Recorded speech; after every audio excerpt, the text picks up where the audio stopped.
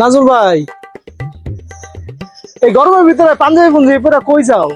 বসো, বাতাস বুতাস খাই। তোর লগে কেমনে বমু? তোর তো কোনো আদব কায়দায় নাই। কে ভাই, আমি আবার কি করলাম? মুখ দিয়ে কি সালাম কালাম বাইরে না? হ্যাঁ, জন্মের পরে কি তোর কানে আজান টাজান দেয় নাই রে? ও, আসসালামু আলাইকুম নাজুল ভাই। তা একটু বসো, আলাপ করি। আবারও তো একটা ভুল করে লাইলি। আবার কি করলাম ভাই? 5 লাখ টাকা দা খরচ করে আইছি শুধু নাজমুল ভাই শোনার লেগে না। বল আসসালামু আলাইকুম হাজি নাজমুল ভাই।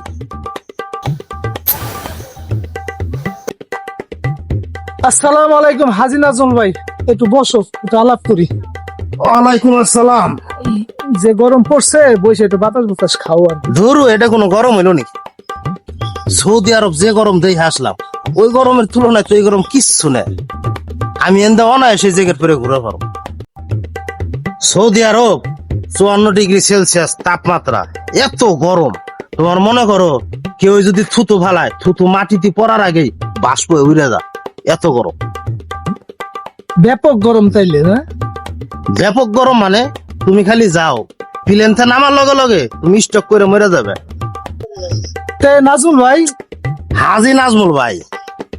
তা হাজি নাজুল ভাই, এই গরম আপনি কেমনে সহ্য করলেন? আরে আমারে গরমে পাইব কোন, আমি তো যাওয়ার লগে লগে এসি হোটেল নিছি, ওই রুমের ভিতরে আল্লাহ বিল্লাহ করে চলে এসেছি।